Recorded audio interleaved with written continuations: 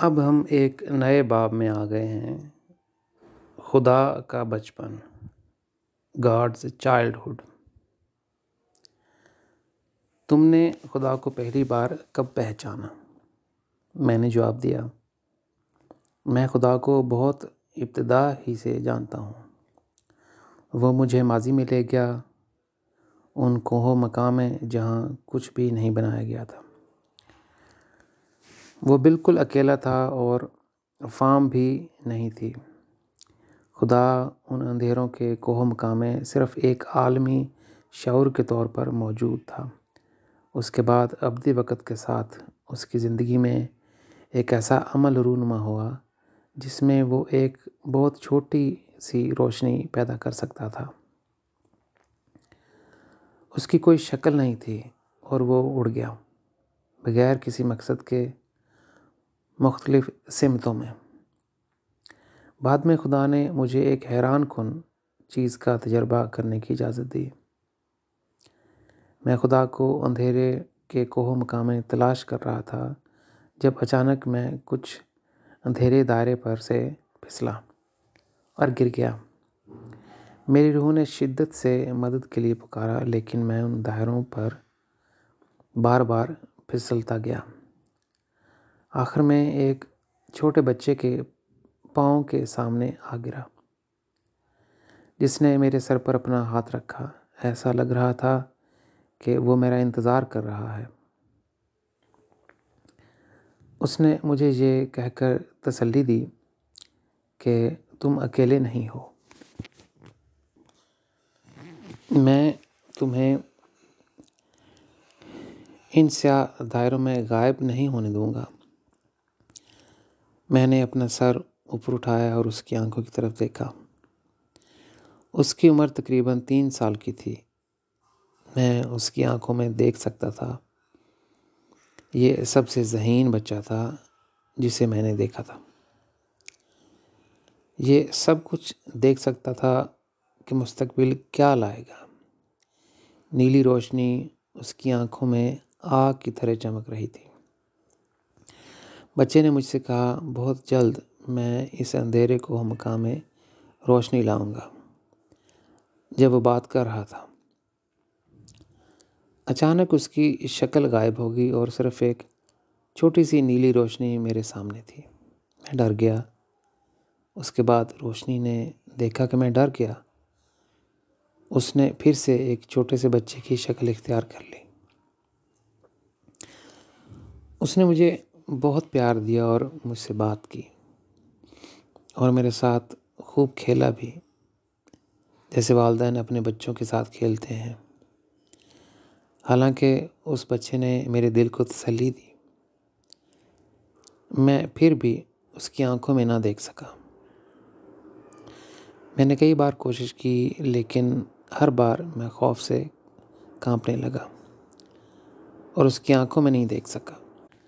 ایک بار پھر اس نے اپنا ہاتھ میرے سر پہ رکھتے ہوئے اس نے مجھ سے کہا، کیا تم میرے بچپن کے بارے میں جاننا نہیں چاہتے؟ میں نے اس سے پوچھا، میں کس نام سے تمہیں پکاروں؟ اس بچے نے جواب دیا، میرا کوئی نام نہیں، مگر مستقبل میں بہت سی مختلف مخلوقات تخلیق کروں گا اور وہ تمام مجھے ان کا خالق کہیں گے۔ اس کے بعد اس نے میرا ہاتھ تھام لیا اور پھر مجھے ایک تاریک کوہ مقام سے دوسرے کوہ مقام تک لے گیا، جہاں ایک چھوٹی سی روشنی تھی۔ وہاں اس نے مجھ سے کہا، اب میں تمہیں ایک خاص وقت کے لیے الوداع کہنا چاہتا ہوں۔ میں تم کو ایک گہری نیند سلا دوں گا۔ مستقبل میں تم کو اپنی محبت میں دوبارہ یاد کروں گا۔ میں تمہیں جگاؤں گا اور تمہیں ایک بار پھر زندگی دوں گا۔ میں نے یہ سننے کے بعد رونا شروع کر دیا۔ میں نے اس بچے سے کہا، مجھے گہری نیند مت سلاؤ، مجھے ڈر ہے کہ تم مجھے بھول جاؤ گے اور میں کبھی دوبارہ نہیں اٹھوں گا۔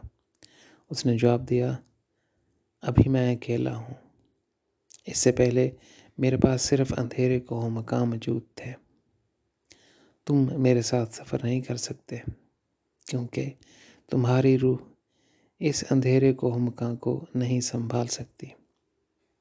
میں نہیں جانتا کہ مجھے میرے محبت کے تصور کو حقیقت میں لانے کے لیے کتنا وقت لگے گا۔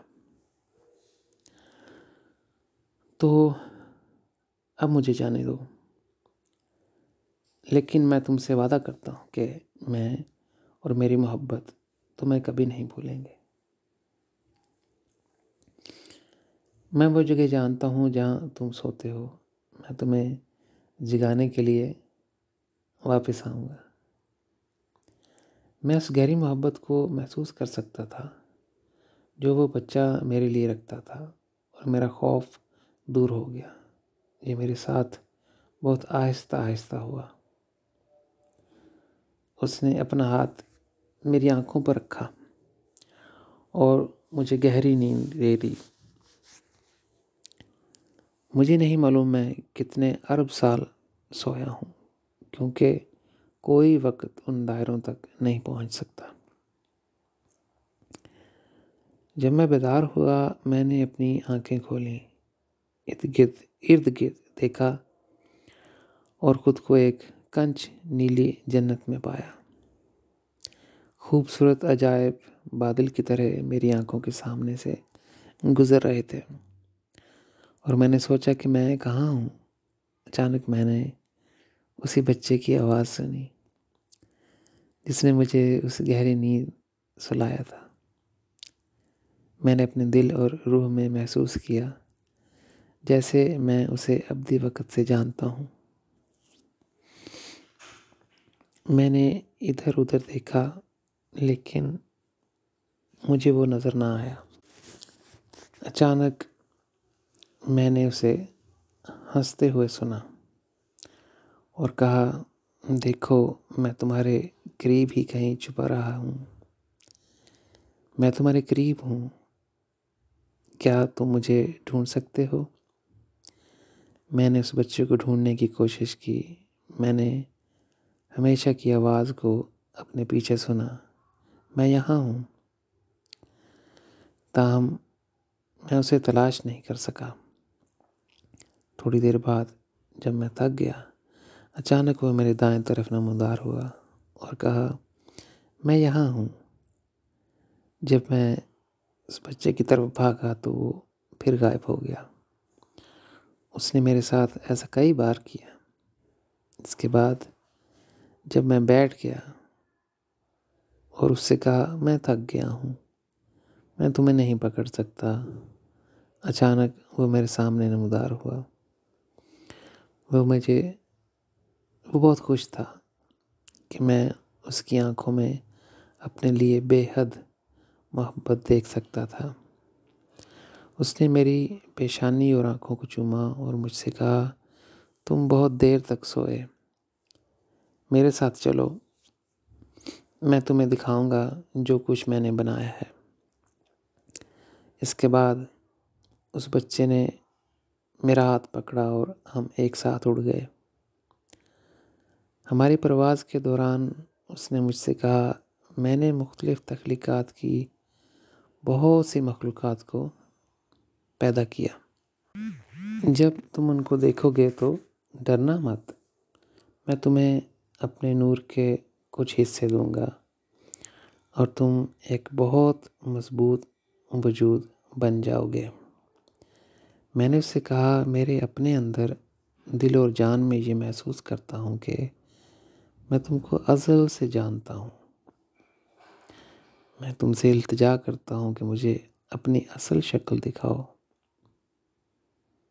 اس نے جواب دیا، میں نے میری شکل تو بنائی ہے، لیکن حقیقت میں میری کوئی شکل نہیں ہے۔ اگر میں دکھاؤں کہ میں واقعی کیسا دکھتا ہوں تو کوئی مخلوق مجھے نہیں دیکھ سکتی، کیونکہ ان میں یہ صلاحیت نہیں ہے، وہ مر جائیں گے۔ تاہم میں نے اپنے لیے ایک صورت بنائی ہے جسے سب پہچان سکتے ہیں۔ جب میں یہ سن رہا تھا تو میرے دل کے اندر ایک گہری اداسی آ گئی اور میں اپنے آنسو روک نہ سکا۔ اس بچے نے اپنے ہاتھ میرے کندھے پہ رکھے اور بہت پیار بھری آواز سے پوچھا، کیا تمہیں ہمارا ماضی یاد ہے؟ میں نے اپنے بچپن کا ایک حصہ تمہارے ساتھ گزارا ہے۔ یہ کہنے کے بعد میری یادداشت واپس آ گئی۔ مجھے وہ وقت یاد آ گیا جو میں نے گزارا تھا ماضی میں ایک بچے کے ساتھ، جبکہ کئی چھپی ہوئی کہانیاں میری آنکھوں کے سامنے آ گئیں۔ میری روح کانپ رہی تھی۔ میں اس کے پاؤں میں گر گیا۔ اس نے مجھ سے کہا، میں اپنے وقت کو کبھی نہیں بھولوں گا۔ وہ بچپن جو میں نے تمہارے ساتھ گزارا، ہم ایک روح کے ساتھ دو جسم ہوں گے۔ مجھے اپنا ہاتھ دو اور ہمیں ایک ساتھ اڑنے دو۔ میں تمہیں بہت سی جنتیں دکھانا چاہتا ہوں۔ جب وہ مجھے اس کی بہت سی جنتوں اور بادشاہتیں دکھا رہا تھا، وہ اکثر پوچھتا، کیا تم انہیں پسند کرتے ہو؟ اور کیا تم خوش ہو؟ ہر دفعہ میں نے جواب دیا، میں بہت خوش ہوں، میرا سارا دکھ چلا گیا کیونکہ تم میرے ساتھ ہو۔ لیکن مجھے ڈر ہے کہ میری سب خوشی اداسی میں بدل جائے گی اگر تم مجھے دوبارہ چھوڑ دو گے۔ مجھے ڈر ہے کہ تم مجھے ایک بار پھر ایک گہری نیند دے سکتے ہو، لمبے عرصے کے لیے، اور میری روح دوبارہ کبھی نہیں جاگے گی۔ اس بچے نے مجھے بہت پیار سے گلے لگایا اور کہا، میں تمہیں پھر کبھی اتنی گہری نیند نہیں دوں گا۔ اب تم ان جنتوں میں اکیلے نہیں، کیونکہ وہاں میں نے بہت سی مخلوقات کو پیدا کیا جو مجھ سے پیار کرتے ہیں۔ ہم ان جنتوں میں اڑ جائیں گے تاکہ تم ان کو جان سکو۔ یہ بچہ ہمارا پیارا آسمانی والدین تھا۔ اس کے بعد ہم ایک جنت میں اڑ گئے جہاں آسمانی مخلوق خدا کا انتظار کر رہی تھی۔ وہ خدا کے سامنے جھک گئے اور اس نے ان سے کہا، میں مستقبل کے کوہ و مقام میں ہمیشہ سفر کروں گا کیونکہ میں مزید مخلوقات بنانا چاہتا ہوں۔ اس طرح وہ تمہارے ساتھ رہے گا۔ میں چاہتا ہوں کہ تم اس کے دل کو تسلی دو اور اسے میری کمی محسوس نہ ہونے دو۔ پھر خدا نے مجھے گلے لگایا اور میرے کان میں سرگوشی کی، یہ مت بھولنا کہ میں نے میرا بچپن تمہارے ساتھ گزارا ہے۔ جب میں تمہیں اور ان مخلوقات کو چھوڑ کے اڑنے لگوں گا، ان جنتوں کے لوگ دیکھیں گے کہ میں اصل میں کون ہوں۔ البتہ تم صرف مجھے پیچھے سے ہی دیکھ سکو گے۔ جب خدا نے ایک بار پھر میری پیشانی اور آنکھوں کو بوسہ دیا، اس نے میرے دل پر ہاتھ رکھا اور مجھ سے کہا، میری محبت یہاں ہمیشہ زندہ رہے گی۔ پھر وہ اڑ گیا۔ ایک خاص فاصلے تک پہنچنے کے بعد وہ اچانک اس کی روشنی پھٹ گئی۔ ایسا لگتا تھا جیسے اربوں سورج نیلی، سنہری اور سفید روشنی میں پھٹ گئے ہوں۔ ہم دیکھ سکتے تھے کہ وہ ایک بہت بڑا وجود تھا اور اس کا وجود ان نوروں کے اندر تھا۔ میرا دل ٹوٹ گیا کیونکہ میں اسے جانتا تھا کہ وہ زیادہ دیر تک ہماری جنت میں نہیں آئے گا۔ میں نے اس بات کی خواہش کی کہ وہ ایک بار پھر میری طرف دیکھنے کے لیے منہ موڑ لے گا۔ اس نے کیا اپنا چہرہ نہیں موڑا، بلکہ عالمگیر روشنی کے دائروں کی طرح کوہ مکاں میں غائب ہو گیا۔ بہت دیر تک میں اسی جگہ کھڑا رہا اور اس سمت میں دیکھتا رہا جس سمت خدا غائب ہو گیا تھا۔ اس کے بعد میں نے سجدہ کیا اور دعا کی کہ ایک دن وہ ہمارے پاس واپس آئے گا۔ اس کے بعد آسمانی مخلوقات نے میری دعا سنی۔ بہت سے آنسو بہائے، جبکہ انہوں نے مجھے گلے بھی لگایا۔ آخر میں انہوں نے کہا، تم ہماری جنتوں کی روشنی ہو، ہر چیز جو تم دیکھتے ہو تمہاری ہے۔ میں نے اس جنت میں ایک طویل عرصہ گزارا۔ اس آسمانی مخلوق نے مجھے بہت پیار دیا ہے۔ انہوں نے ہمیشہ یہ کہہ کر میرے دل کو تسلی دی کہ ایک دن ہمارا خالق واپس آئے گا۔ جب میں نے سنہری اور نیلی مخلوق کو الوداع کہنا چاہا، میں نے ان کی آنکھوں میں بہت اداسی دیکھی۔ میں نے ان سے پوچھا، مجھے امید ہے کہ تمہیں تھوڑا سا مزید معلوم ہو گیا ہوگا خدا کے ساتھ میرے تعلق کے بارے میں۔ خدا کے بارے میں میری بچپن کی کہانی نے انہیں گونگا بنا دیا کہ وہ بول نہیں پائے کہ وہ مجھے الوداع کیسے کہیں۔ میں اڑا اور میری روح واپس میرے جسم میں داخل ہوئی جو جنگل میں پڑا تھا۔ مجھے اپنے ساتھی بنی ہوئی انسان کو بار بار یاد دلانا پڑتا ہے۔ اس وقت کے نیچے مجھے ایک حیرت انگیز فضل اور بھلائی ملی، اور خدا کی طرف سے بنی ہوئی انسان کے لیے خوشخبری۔ یہ زمین پر واحد جگہ ہے جہاں میں گھر محسوس کرتا ہوں۔ میں ہمیشہ کے ایک اجنبی کی طرح محسوس کرتا ہوں جو یورپ اور جرمنی میں رہتا ہے۔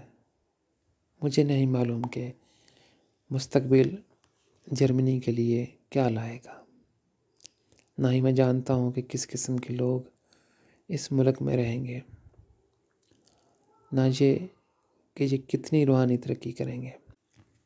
اس وقت تلخ حقیقت یہ ہے کہ یہ قوم روحانی رستوں کو نظر انداز کر رہی ہے اور پیٹھ دکھا رہی ہے۔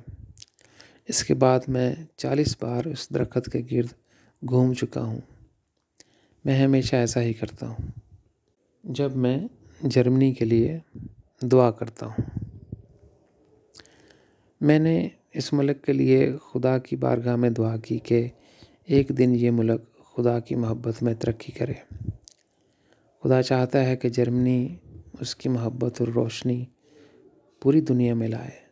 آخری ایام میں اس قوم کو چنا گیا تمام ممالک کے لیے ایک ایسی بنیاد رکھنے کے لیے جس سے وہ صحیح سمت کی پیروی کریں، جس کا سنگ بنیاد جرمنی ہوگا، جہاں خدا اپنی نئی دنیا بنائے گا۔ جرمنی بہت اچھا کردار ادا کرے گا اگر خدا کی محبت کے نظریے پر مرکوز ایک دنیا ہوگی یا کوئی دنیا نہیں ہوگی، اور ایک ایٹمی جنگ اس کرۂ ارض سے بنے ہوئے انسان کو مٹا دے گی۔ کوئی دنیا انسان اور نہ ہی میرے لیے کوئی فائدہ لائے گی۔ اس صورت میں صرف تکلیف، درد اور تباہی ہی ہوگی۔ یہ سب سے بڑا سانحہ ہوگا جو ہمارے سیارے نے کبھی نہیں دیکھا۔ اب ہم اگلے باب میں آ گئے ہیں۔ بدھ، عیسیٰ، محمد اور دوسرے انبیاء کا فیصلہ،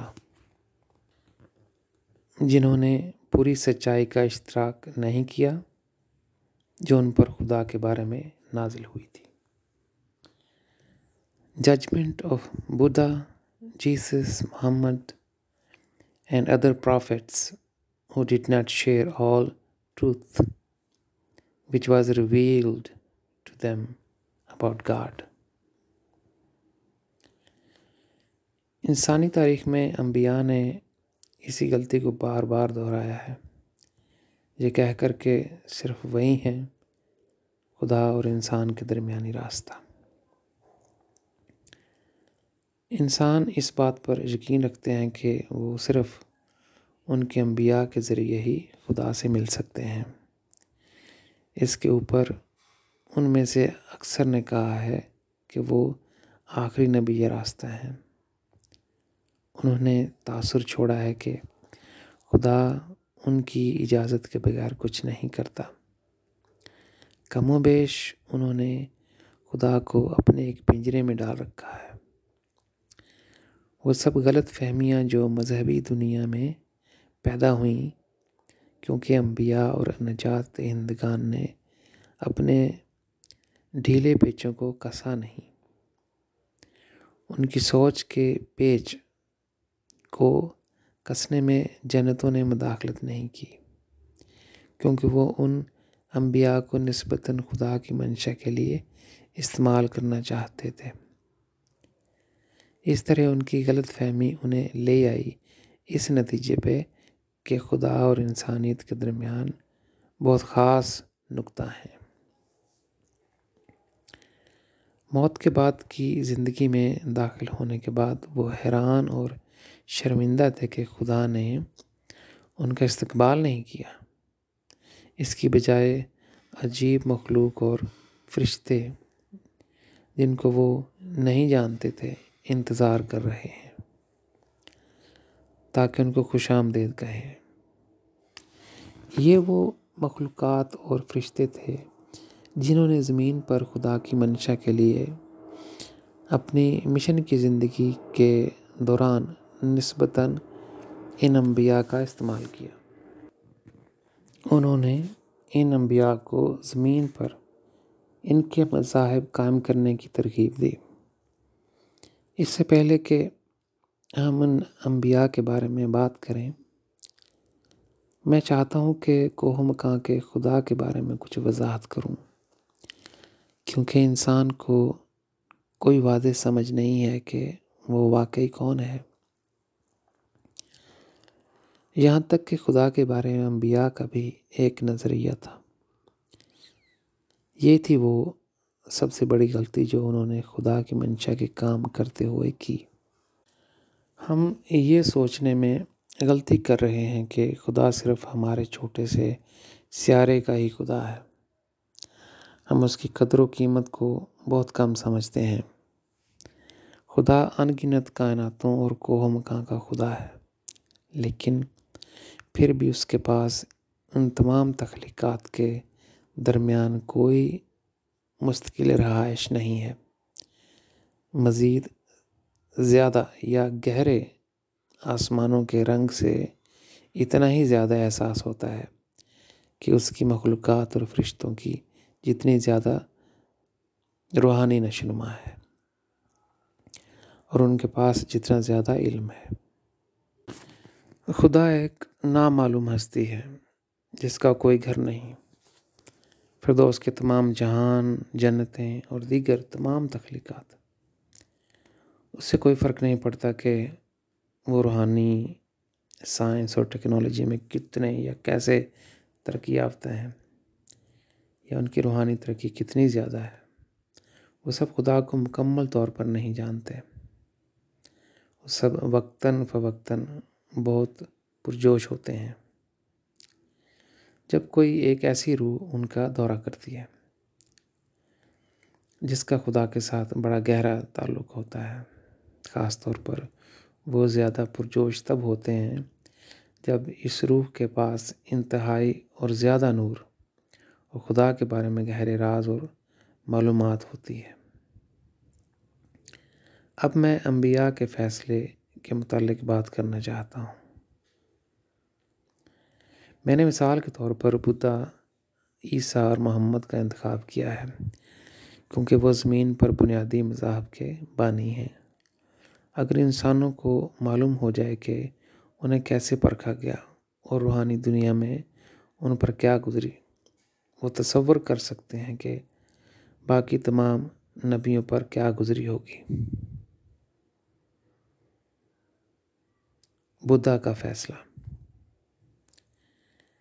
ججمنٹ آف بدھا۔ جب جنتوں نے گوتم بدھ کا انتخاب کیا تو انہوں نے اسے یہ تاثر دیا کہ خدا کمزور پوزیشن پہ ہے۔ ایسا ہی یہ تاثر انہوں نے دوسرے انبیاء کو بھی دیا ہے، کیونکہ وہ انہیں خدا کی منشا کے لیے متاثر کرنا چاہتے ہیں۔ جنتیں یہ چاہتی تھیں کہ ایک بار کوئی نبی کامیاب ہو جائے تو اسے یہ احساس ہونا چاہیے کہ وہ ہمیشہ خدا اور جنتوں کے نزدیک مرکزی نقطہ کی حیثیت پر رہے گا۔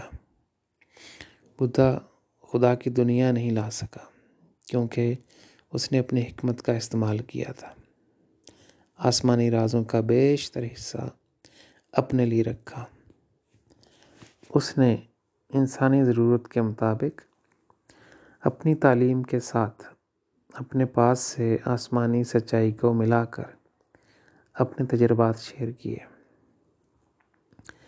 جس کے نتیجے میں انسانوں نے روحانیت میں خاصے نقصانات کا سامنا کیا اور بعد میں بدھا کی خدا کے طور پر پوجا کرنے لگے۔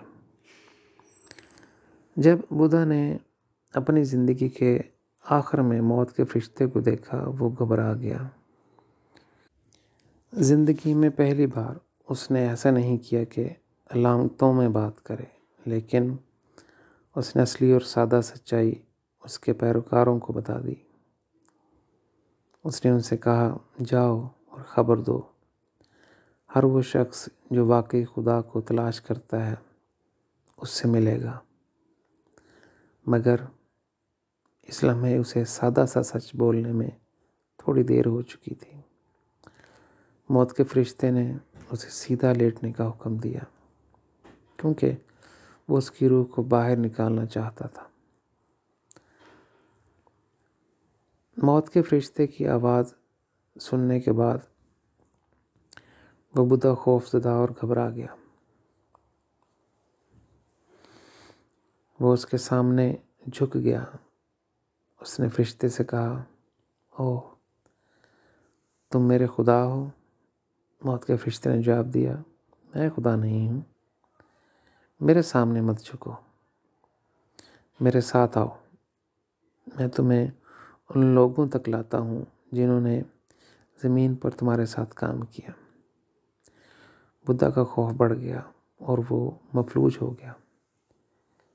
موت کے فرشتے نے اس کا ہاتھ تھاما اور اسے خاص لوگوں اور ان کے جہان تک لے گیا۔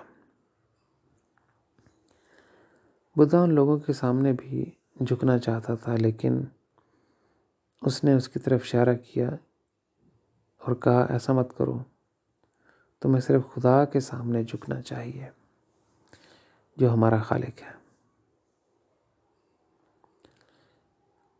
اس کے بعد کہ ان لوگوں نے بدھا سے بہت اونچی آواز میں کہا، تم نے اپنے تمام روحانی مشاہدات اور تجربات اور ہر اس چیز کا اشتراک اپنے بنی نوع انسان ساتھیوں سے نہیں کیا جو تم خدا کے بارے میں جانتے تھے۔ تم نے خود فیصلہ کیا ہے کہ تمہیں کیا شیئر کرنا ہے اور کیا نہیں۔ تم نے اپنی تعلیمات کے ذریعے الہی سچائیوں میں اپنی حکمت اور ملاوٹ کا استعمال کیا ہے، لہٰذا تم میرا معروض بن گئے ہو۔ جنتوں نے مجھے تمہیں نسبتاً تمہاری روحانی ترقی کے مطابق استعمال کرنے کے لیے چنا ہے، زمین پر ایک نئے مذہب کا آغاز کرنے کے لیے۔ بدھا بہت پریشان اور نادم تھا کہ اس کی زندگی میں پہلی بار ایسا ہوا کہ وہ نہیں جانتا تھا کہ کیا جواب دینا ہے۔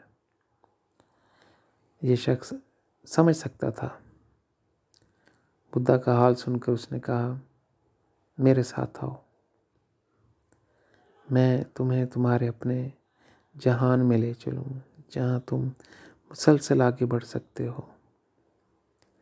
بدھ کے پاس پیروی کے سوا کوئی اور چارہ نہیں تھا۔ بہت سے عجیب و غریب مخلوق بدھ کا انتظار کر رہے تھے۔ جب وہ اس کے جہان میں اس شخص کے ساتھ مل کر پہنچا، انہوں نے اس کی تمام غلطیوں کی نشاندہی کر کے اس کا فیصلہ کیا۔ آخر میں اس عجیب و غریب مخلوقات نے بدھا سے پوچھا، تم نے کیوں اس تمام الہی علم کو بنی نوع انسان کے ساتھ نہیں بانٹا جو جنتوں نے تم پر نازل کیا تھا؟ کیوں تم نے اپنی تعلیم کے ساتھ خدا پرستی کو اپنے حکمت اور تجربات ملا کر استعمال کیا؟ اس کے بعد انہوں نے کہا، یہ نعمت تمہیں بنی نوع انسان کے فائدے کے لیے دی گئی تھی، نہ کہ تم خود اس پر بیٹھو۔ جو راز تم جانتے تھے، اگر تم نے ان تمام الہی سچائیوں کو ظاہر کیا ہوتا بنی نوع انسان کے سامنے، تو پھر تم خدا اور انسانوں کے درمیان ایک راستے کو آزاد کر پاتے، پھر تم درمیانی نقطہ پر نہ آ بیٹھتے۔ اس کے علاوہ تم کو یہ بھی معلوم تھا کہ ایک بار جب تم اپنے تمام روحانی تجربات و مشاہدات کو انسانوں پر ظاہر کر دیتے تو انہوں نے تم سے مزید خدا کی فطرت کو سمجھنے کے لیے اس کے بارے میں مزید گہرائی سے سوالات کرنے تھے۔ تم روحانی طور پر اس کے لیے تیار نہیں تھے۔ کس حق کے ساتھ تم نے علامتوں میں بنی نوع انسان سے بات کی، جبکہ ہم نے تم سے سادہ زبان میں بات کی تھی؟ وہ مخلوقات زیادہ سے زیادہ سوالات پوچھ رہے تھے، جس نے بدھا کو بے آواز کر دیا۔ اس کی خواہش تھی کہ وہ واپس آ جائے زمین پر اور بنی نوع انسان پر وہ سب کچھ ظاہر کرے جو وہ جانتا تھا۔ بدھا کو وہ جنتیں بھی دکھائی گئیں جو وہ حاصل کر سکتا تھا اگر وہ تمام الہی سچائیاں بنی نوع انسان تک پہنچا دیتا جو انہوں نے اس پر ظاہر کی تھیں۔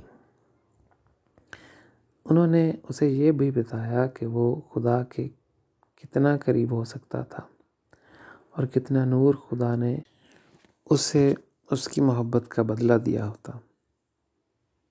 وہ اس کی غلطیوں کی وجہ سے خدا کے ساتھ زندہ تعلق استوار نہیں رکھ سکا، اس لیے وہ ان لوگوں کے لیے معروض بن گیا تھا۔ وہ مخلوق جس نے اسے زمین پر اپنا مذہب بنانے کی ترغیب دی، کاش بدھ مت کی بنیاد یہ دیکھ سکتی کہ کتنی نا امیدی کے ساتھ اور بے آواز اس کے فیصلے کے وقت بدھا اپنی آنکھیں نیچی کیے ہوئے تھا۔ بدھ مت کی دنیا کبھی سوچ بھی نہیں سکتی کہ ان کے بھگوان مہاتما بدھ کے فیصلے کے وقت اس پر کیا گزری۔ اس کے بعد جو ہوا وہ ایک اور لمبی کہانی ہے۔ ان مخلوقات کے بعد اسے اس کی روحانیت کے مطابق مزید ترقی کے لیے اس کے جہان میں بھیجا گیا، جہاں دوسرے انبیاء تھے۔ ان انبیاء نے بھی اپنی حکمت سے کام لیا ہے اور اپنے تجربات شامل کیے تھے۔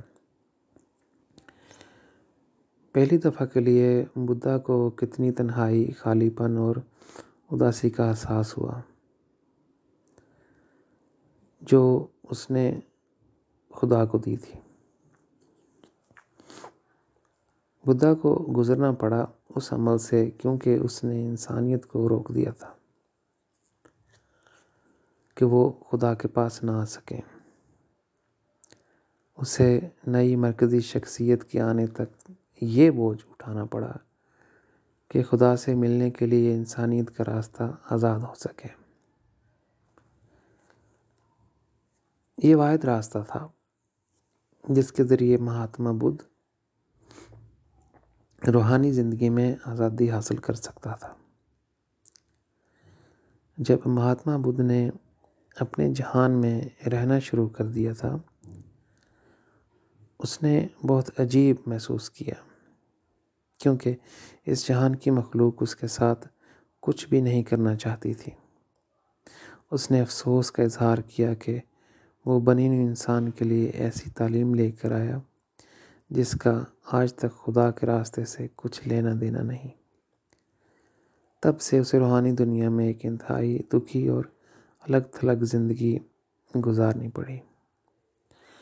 حالات اس وقت مزید خراب ہو گئے جب اس کے پیروکار بھی روحانی دنیا میں رہنے لگے۔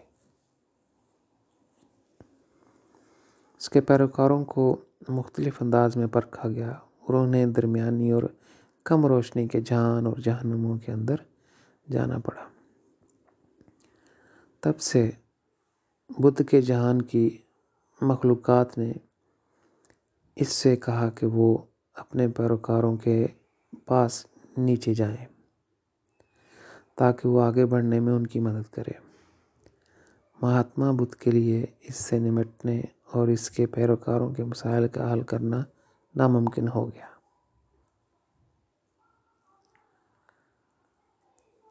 ان مخلوقات نے مہاتما بدھ سے مطالبہ کیا کہ اگر تم خود اپنی مرضی سے نیچے نہیں جاتے،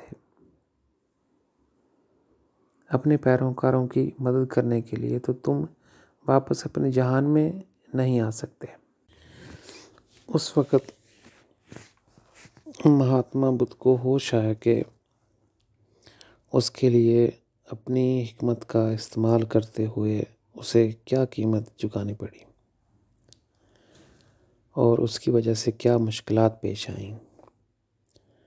اسے نیچے جانا پڑا اور بدقسمتی سے ایک ناخوش دل کے ساتھ اس کا معمول بن گیا۔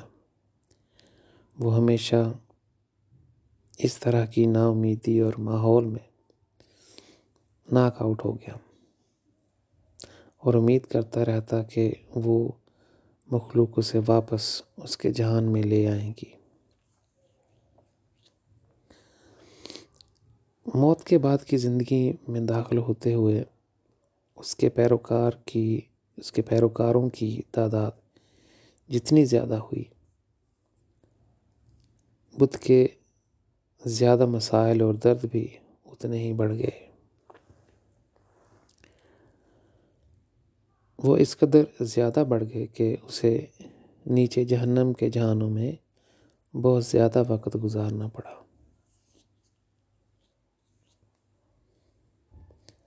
ان تکلیف دہ حالات میں بدھ کو احساس ہوا کہ وہ اپنے پیروکاروں کے مسائل کو حل نہیں کر سکتا اور وہ ان کے لیے کوئی نجات نہیں لا سکتا۔ آپ بدھ مت کی صورتحال کا موازنہ ایک غبارے سے کر سکتے ہیں جو اپنی ہوا کھو دیتا ہے اور نیچے آنے لگتا ہے۔ اب بدھا کو خدا اور اپنے کیے پر بہت افسوس ہونے لگا۔ وہ یہ اچھی طرح جانتا ہے کہ اگر اس نے تمام الہی علم اور رہنمائی ظاہر کی ہوتی تو بنی ہوئی انسان اور وہ خود نجات حاصل کر لیتے۔ یہ صرف اس صورت میں ہو سکتا تھا کہ اگر مہاتما بدھ نے اپنے آپ کو درمیانی نقطے میں نہ رکھا ہوتا، کیونکہ خدا نے انسانی تخلیق کو بدھا کے لیے نہیں بلکہ اپنے لیے بنایا تھا۔ یہی اصول دوسرے انبیاء پر بھی لاگو ہوتے ہیں جنہوں نے خود کو درمیانی نقطے پر ڈال دیا ہے۔ بدھا جان گیا کہ اگر اس نے وہی کیا ہوتا جو خدا اور جنتوں نے اس سے مانگا تھا، تو وہ اور بنی نوع انسان ایک سے دوسری جنت اور پھر بالا جنتوں کی بلندی تک جا سکتے تھے، اور اسی طرح اس سے بھی آگے۔ تاہم اب اس کے پاس اپنے پیروکاروں کا بوجھ اٹھانے اور ان کے لیے ذمہ داری لینے کے علاوہ کوئی چارہ نہیں۔ میں نہیں جانتا کہ میں بدھ مت کی دنیا کی وضاحت کیسے کروں۔ روحانی دنیا میں بدھ کے ساتھ کیا ہو رہا ہے۔ میں نہیں جانتا کہ میں بدھسٹ کی آنکھیں کیسے کھول سکتا ہوں تاکہ وہ ان کے بھگوان بدھا کی حقیقی صورتحال دیکھ سکیں۔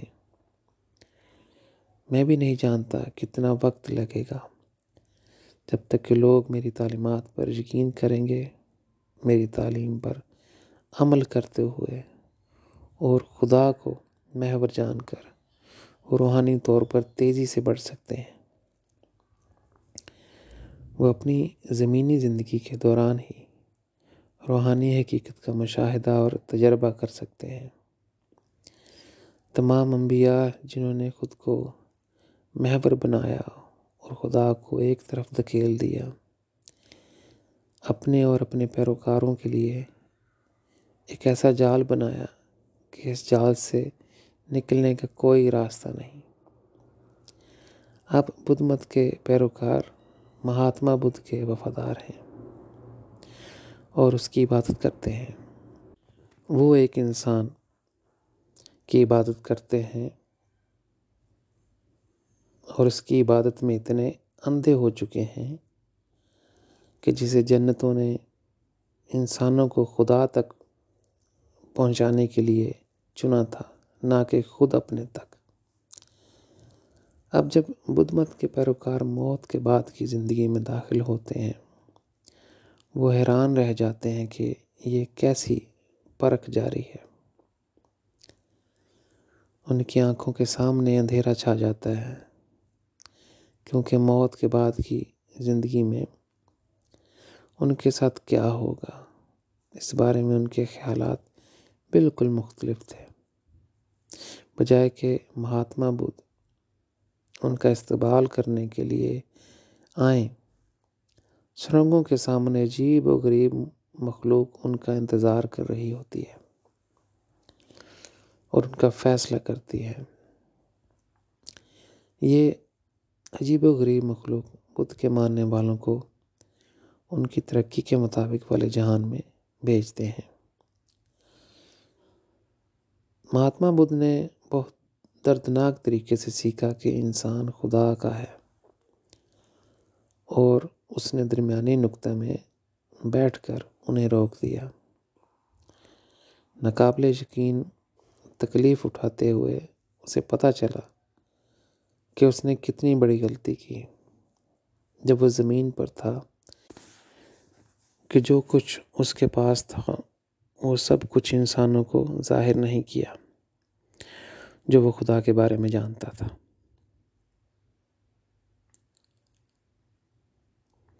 بدھا جرمنی میں مجھ سے ملنے آیا۔ Buddha visited me in Germany۔ جب خدا نے مجھے بنی نوع انسان کے لیے مرکزی شخصیت کے طور پر چنا، اپنی منشا پوری کرنے کے لیے بدھ کو نیچے زمین پر جانے کی اجازت مل گئی۔ اس لیے بدھا جرمنی میں درخت کے پاس آیا، اس جنگل میں جہاں مجھے خدا کی طرف سے مشن ملا تھا۔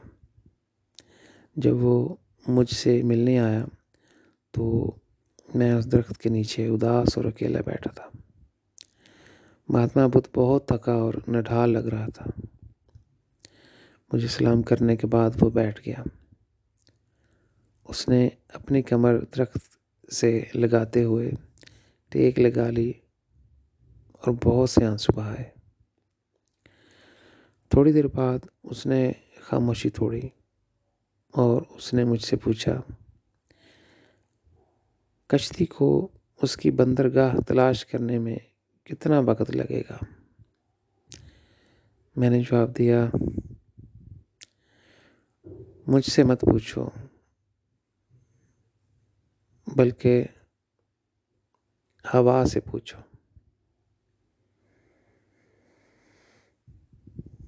تم ہوا سے پوچھو کہ اس مشن کے خلاف مزید کتنے سونامی آئیں گے۔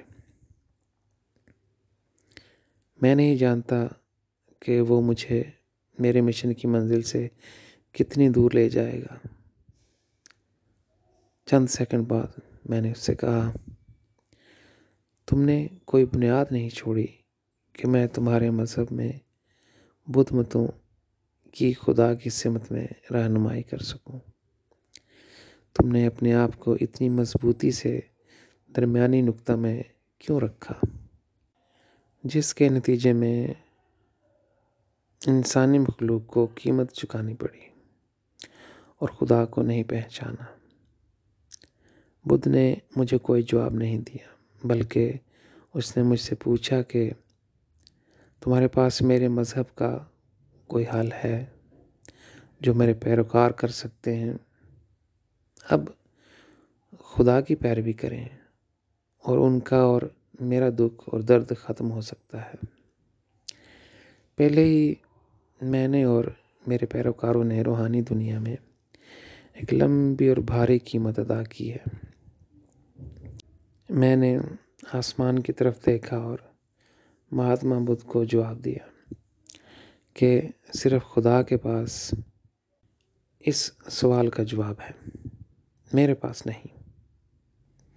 تمہارے مسئلے کا میرے پاس کوئی حل نہیں، کیونکہ اس طویل عرصے میں اس راستے میں نے بھی بہت سے درد اور تکلیفیں اٹھائیں۔ میں انسانوں کو خدا تک پہنچانے کا ایک طریقہ بھی تلاش نہیں کر سکا تاکہ وہ اپنی نجات حاصل کر سکیں، اور تم اپنے مذہب کی بات کر رہے ہو۔ مجھے نہیں لگتا کہ میں تمہارے مذہب کے معاملے میں اپنی پوری زندگی میں کچھ کر سکتا ہوں۔ اسلام اور عیسائیت پہلے ہی میری پوری ہوا باہر نکال چکے ہیں۔ میں ان کی اصلاح کے لیے چند قدم بھی آگے نہ آ سکا۔ میں اسلامی دنیا سے فرار ہو گیا کیونکہ کئی بار انہوں نے مجھے مارنے کی کوشش کی۔ وہاں سے بھاگنے کے بعد میں یورپ میں آ گیا۔ اب میں جرمنی میں تنہا اور اکیلے زندگی گزار رہا ہوں۔ میں نے خدا سے بہت سارے راز الہی حاصل کیے ہیں۔ میری آدھی زندگی ختم ہو گئی اور جیسا کہ تم دیکھ رہے ہو میں یہاں اکیلا بیٹھا ہوں، اور میں نہیں جانتا کہ جرمن لوگوں کو کیسے متاثر کیا جائے۔ ان کی نظروں میں ایک اجنبی ہوں۔ میں ان کے ملک میں ایک اچھے مستقبل کے لیے کام کرنے آیا ہوں، اس لیے میں خود کو ایک مختلف نقطہ نظر سے دیکھتا ہوں۔ جرمن بھی تصور نہیں کر سکتے کہ میں ان کی نجات کے لیے چابی لایا ہوں۔ ان کے ذریعے خدا اپنا نور یورپ اور پھر ساری دنیا تک پھیلانا چاہتا ہے۔ میرے دوست بدھا، تم میرے ساتھ ایک برا مذاق کر رہے ہو جب تم مجھ سے اپنے مذاہب کے بارے میں بات کرتے ہو۔ یوں لگتا ہے کہ دو مذاہب اسلام اور عیسائیت مجھے ایک بوڑھا آدمی بنا دیں گے، یا آخر میں حالات مجھے نا امیدی کے لیے دفن کر دیں گے۔ میری بات سن کر بدھا کی آنکھوں میں آنسو آ گئے۔ آخر میں اس نے مجھ سے کہا، تم محبت کا درخت ہو جو خدا نے مشرق سے جڑوں کے ساتھ نکالا اور مغرب میں لگایا۔ اس سے پہلے کسی نبی کے ساتھ ایسا نہیں ہوا۔ انبیاء ہمیشہ اپنی ثقافت کے لوگوں کی طرف بھیجے جاتے تھے جو ایک ہی زبان بولتے تھے۔ نہ ہی جرمنی تمہارا ملک ہے، نہ تم ان کی زبان بولتے ہو، اور نہ ہی تم ان کی ثقافت اور روایات کی گہرائی کو جانتے ہو۔ میں اچھی طرح جانتا ہوں کہ جرمنوں کی نظر میں غیر ملکیوں کی کیا قدر ہے۔ میں نہیں جانتا کہ تمہیں کیسے تسلی دوں اور تمہارے دکھ بانٹوں۔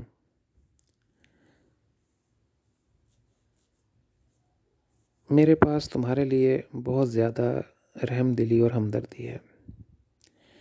میں نے بدھا سے کہا، اب تم کہہ رہے ہو کہ تمہیں مجھ سے رحم دلی اور ہمدردی ہے۔ اگر تم نے 2600 سال پہلے خدا اور جنتوں کے سارے راز کھول دیے ہوتے، خدا بہت پہلے اس دنیا میں موجود ہوتا۔ میرے جیسے اربوں لوگ شیطانیت میں نہ دفن ہوتے اور نہ ہی ان کا اختتام جہنم میں ہوتا۔ تمہاری وجہ سے میں بھی خدا کی دنیا میں پیدا ہوا ہوتا۔ اب تمہیں مجھ سے ہمدردی اور میرے لیے دل میں رحم آتا ہے، اس لیے کہ تم نے روحانی دنیا میں بہت تلخی میں سیکھا کہ تم نے خود کو درمیانی نقطے پر بٹھا کر وہ راستہ روک دیا جس سے بنی نوع انسان خدا سے مل سکتی تھی۔ تمہاری ہمدردی اور شفقت بہت دیر سے آئی، پھر بھی میں انہیں قبول کرتا ہوں، جبکہ اس کا میرے حالات پر کوئی اثر نہ پڑے گا۔ میں نہ جانتا ہوں کہ اس جرمن قوم کو متاثر کرنے کے لیے مجھے کس راستے اور سمت میں جانا چاہیے۔ دیکھو، محمد کہتا ہے کہ وہ مجھ سے بہت محبت کرتا ہے اور میں اس کا پیارا خاندان ہوں۔ تاہم تکلیف دہ سچائی یہ ہے کہ اس نے یہ موقع ہاتھ سے جانے نہیں دیا کہ کسی بھی اسلامی ملک میں کوئی شخص خدا کا نبی ہونے کا دعویٰ کر سکے۔ اگر میں اپنے اسلامی وطن میں یہ دعویٰ کرتا کہ میں خدا کا نبی ہوں تو مسلمان مجھے یہ بات لبوں پر آنے سے پہلے ہی قتل کر دیتے۔ محمد نے اپنے مذہب اور اسلامی دنیا میں ایسا تنگ نظر قانون چھوڑا ہے کہ جو بھی نبی ہونے کا دعویٰ کرتا ہے اسے قتل کر دیا جاتا ہے۔ اسلام کی 1400 سالہ تاریخ میں میرے جیسے 12,000 پیغمبر یا نجات دہندہ ہوئے ہیں جو اسلام کی اصلاح کر سکتے تھے اور اسے ایک نئی انسانی دور میں زندہ کر سکتے تھے۔ تاہم وہ محمد کے تنگ قانون کی وجہ سے خاموش رہنے پر مجبور ہوئے یا مار دیے گئے۔ اس معاملے میں محمد نے مجھے بھی مروا دیا تھا۔ اگر میں اپنے ملک سے نہ بھاگتا، تمام انبیاء جو محمد کی وجہ سے مارے گئے یا انہیں بھاگنا پڑا، وہ روحانی دنیا میں محمد کے ساتھ کوئی تعلق نہیں رکھنا چاہتے۔ میں اس کی محبت کو کیسے دیکھوں گا جو محمد کو مجھ سے ہے؟ کیا وہ مجھ سے اس لیے محبت کرتا ہے کہ میں اپنے ملک سے بھاگ سکا، یا اس لیے کہ اس نے روحانی دنیا میں تلخ انداز میں سیکھا کہ اس نے مستقبل کے نبیوں کو خدا کے بارے میں مزید سچائی ظاہر کرنے سے روک کر کیا غلط کیا ہے؟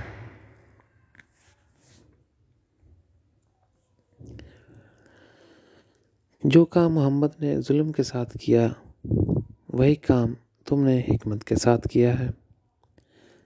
نیز یہ کہ عیسیٰ نے تمہاری طرح اپنی حکمت کا استعمال کرتے ہوئے خود کو درمیانی نقطے پر رکھ کر بنی نوع انسان کو خدا کے ساتھ زندہ تعلق رکھنے سے روک دیا۔ بدھ مت، عیسائیت اور اسلام میں لاکھوں لوگ پیدا ہوئے جو تم سے، عیسیٰ سے اور محمد سے بھی بڑے ہو سکتے تھے۔ تم تینوں نے انہیں اپنی کتابوں کے کیڑے بنا دیا ہے اور وہ باہر نہیں آ سکتے۔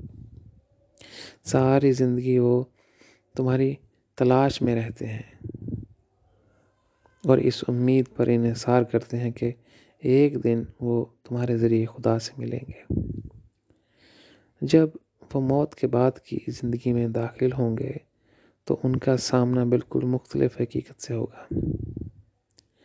اب وہ روحانی دنیا میں مایوسی، غصہ اور اداسی کے ساتھ زندگی گزار رہے ہیں،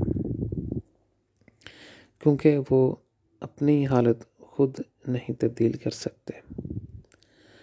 اب وہ اپنی نجات کے لیے تم پر انحصار کر رہے ہیں، تاہم تم اور دوسرے انبیاء اور نجات دہندگان اپنے ایمان والوں کو بچانے کے لیے خوش دلی کے ساتھ نچلے جہانوں میں نہیں جانا چاہتے۔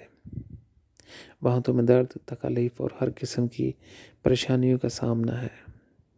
خاص طور پر تمہیں ابلیس اور اس کے گرے ہوئے فرشتوں سے نمٹنا پڑتا ہے۔ اب تم مجھ سے بدھ مت کی دنیا کی خدا کی طرف اصلاح کے لیے کہہ رہے ہو۔ کتنا خوبصورت جملہ اور کام ہے۔ بدھا میرے ساتھ ویسا ہی سلوک کریں گے جیسا کہ عیسائی کرتے ہیں۔ عیسیٰ نے مجھ سے بہت پہلے کہا کہ میں اس کے مذہب میں آسمانی والدین کی طرف اصلاح کروں۔ اگر میں تمہارے کسی بدھ ملک میں ہوتا تو وہ میرے ساتھ عیسائیوں سے بدتر سلوک کرتے۔ انہیں خدا کے بارے میں تقریباً کوئی تصور ہی نہیں۔ جب میں ان سے خدا کے بارے میں بات کرتا ہوں تو وہ مجھ سے کہتے ہیں کہ تم بدھا کے بارے میں بات کرتے ہو۔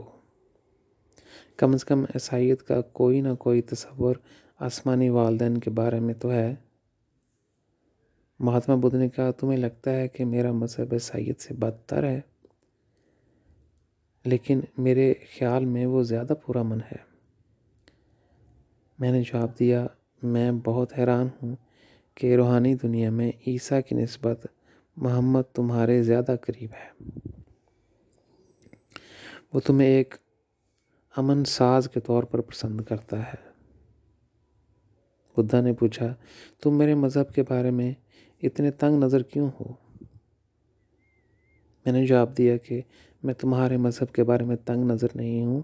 تم نجات دہندگان نے اپنے مذاہب کو ان کی حفاظت کے مقصد کے لیے اتنا تنگ نظر بنا دیا ہے تاکہ وہ دوسرے مذاہب کی پیروی نہ کریں۔